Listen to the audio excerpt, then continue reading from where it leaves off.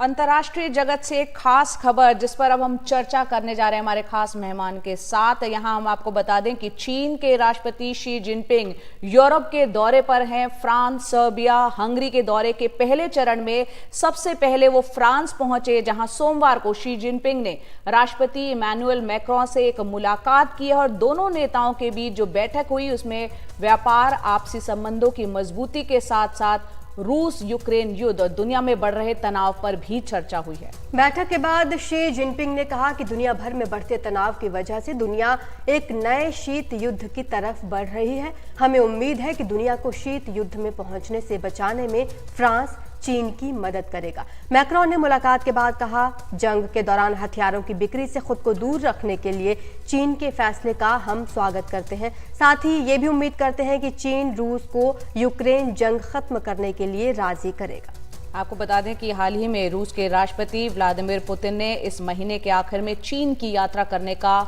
ऐलान किया था। तो सवाल ये उठता है कि चीनी राष्ट्रपति शी जिनपिंग के इस यूरोप दौरे के क्या मायने हैं और क्या दुनिया एक नए शीत युद्ध की ओर आगे बढ़ रही है। यही समझने के लिए हमारे साथ खास मेहमान जुड़ रहे हैं। हमारे साथ प्रोफेसर संजय पांडे जो कि central Asian studies school of international studies JNU के हैं, हमारे साथ जुड़ गए हैं। साथ ही डॉक्टर जाकिर हुसैन जो कि फॉरेन पॉलिसी एक्सपर्ट हैं। आप दोनों का बहुत बहुत शुक्रिया हमसे जुड़ने के लिए। यहाँ प्रोफेसर जाकिर, सबसे पहले आपसे हम समझना चाह रहे हैं, चीन के राष्ट्रपति का 5 साल में पहला ये यूरोप दौरा क्या मायने हैं, किस तरह से समझा जाए?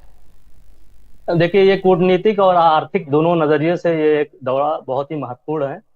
आर्थिक नजरिए से इसलिए है कि चाइना खुद जो है एक रिसेशन में जा रहा है और यूरोप उसकी बहुत बड़ी मार्केट है।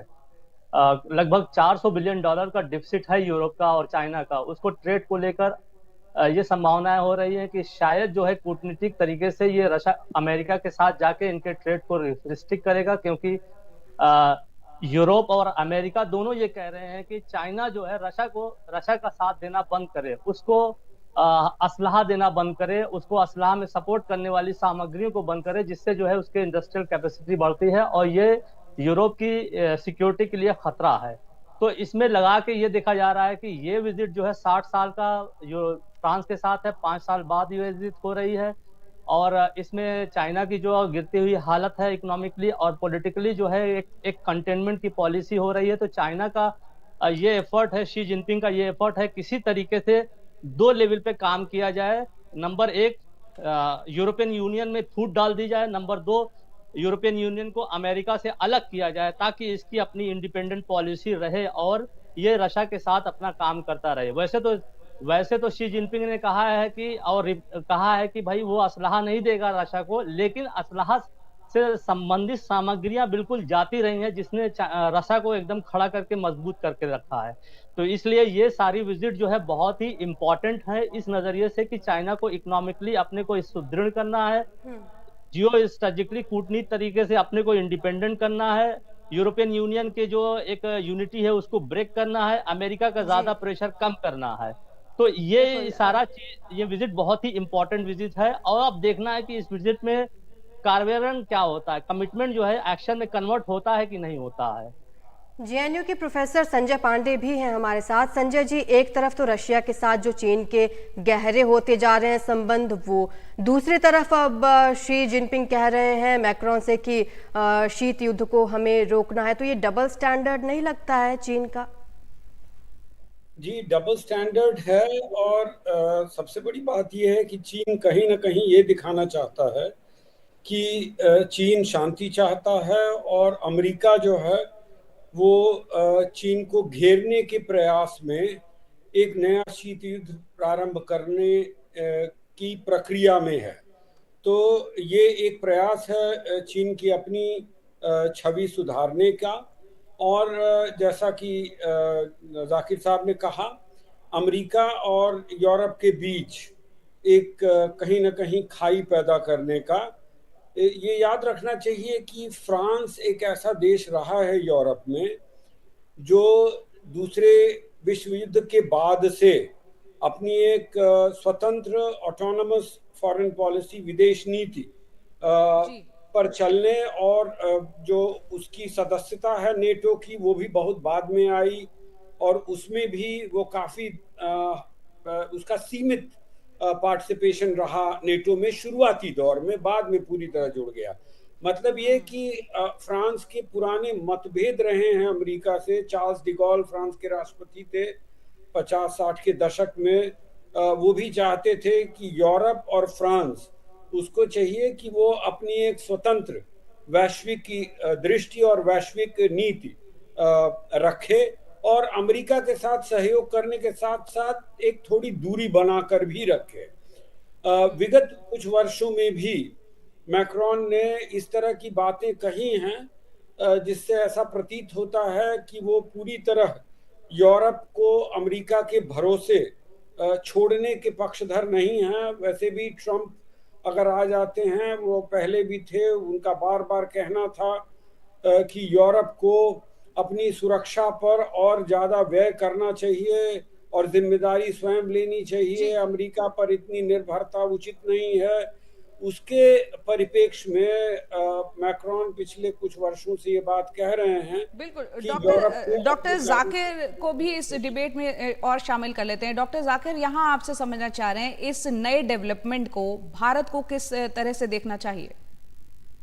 देखिए, भारत को इस डेवलपमेंट को बहुत ही कीनली ऑब्जर्व करना चाहिए, बहुत ही अच्छे तरीके से देखना चाहिए, क्योंकि हमारा रिलेशन फ्रांस से बहुत अच्छा है। वहां पे चीन जाके फ्रांस को एक जो है प्रेफरेंस दे रहा है। दूसरा, यूरोपियन यूनियन से हमारा फ्री ट्रेड भी हो रहा है, वहां पे भी चाइना हमको घेरने की कोशिश कर रहा है।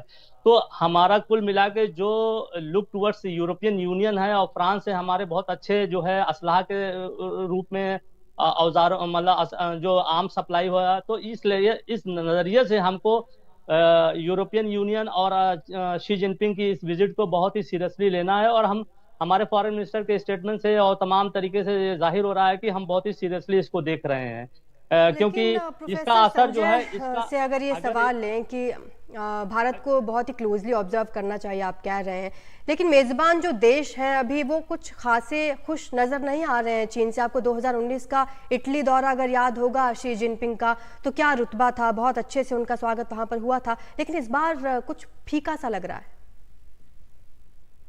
मुझे बोलना है? जी जी जी, प्रोफेसर संजय पांडे। जी जी जी, देखिए, थोड़ा फीका तो है, क्योंकि 5 साल पहले, 8 साल पहले 2016 में जब शी जिनपिंग गए थे, उस समय जिस तरह की उनसे उम्मीदें थी और उत्साह था, वो यूक्रेन युद्ध के बाद से वो थोड़ा ठंडा पड़ता हुआ दिख रहा है। इसलिए शी जिनपिंग ने बहुत सोच समझकर देशों का चुनाव किया है। फ्रांस है, सर्बिया है, हंगरी है। ये तीनों देश ऐसे हैं जो यूरोपियन यूनियन की जो नीति है उससे थोड़ा अलग सोच है। सर्बिया तो अभी सदस्य नहीं है, बनना चाह रहा है, लेकिन उन्होंने इसीलिए बहुत सोच समझ के चुना है ऐसे देशों को जिनको मालूम है उन्हें कि वो चीन की नीति पर उनकी आपत्ति कम होगी, और वो चीन से तरह तरह की आर्थिक रियायतें चाह रहे हैं, चाहे ज्यादा निवेश चाह रहे हैं या व्यापार में फ्रांस जो है चाह रहा है रियायतें। और सर्बिया और हंगरी जो है वो 20-20 बिलियन डॉलर उनके पास चीनी निवेश है, वो और ज्यादा चाह रहे हैं, यूरोप से थोड़ा कटे हुए हैं। इसलिए शी जिनपिंग ने बहुत सोच समझकर देशों का चुनाव किया है। अन्य यूरोपीय देशों में उनका कितना स्वागत होगा, इस पर प्रश्न चिन्ह है। इसलिए प्रश्न चिन्ह है। और डॉक्टर जाकिर, यहाँ पर क्योंकि यहाँ पर बात शुरू हुई थी नए शीत युद्ध की और दुनिया जा सकती है, यहाँ पर रूस और यूक्रेन का जो युद्ध चल रहा है उसमें चीन की भूमिका को आप किस तरह से देखते हैं? क्योंकि फ्रांस सीधे तौर पर चीन को कह रहा है कि वो मदद करे इस युद्ध को रोकने में, आप इसे कैसे देखते हैं?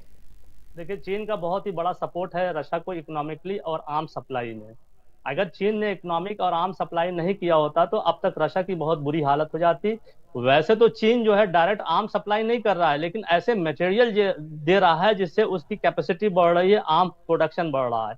और दूसरी तरफ ये चाइना का एक इम्पॉर्टेंट रोल भी ये रहा है कि इसमें जो मैक्रोन जो एक्सपेक्ट कर रहे हैं कि जो अभी रशिया ने ये कहा कि हम टैक्टिकल न्यूक्लियर वेपन का एक्सरसाइज करेंगे ताकि जरूरत पड़ने पर हम इस्तेमाल करें, तो उसको रोका जा सके, चीन इसमें कुछ मध्यस्थता करे।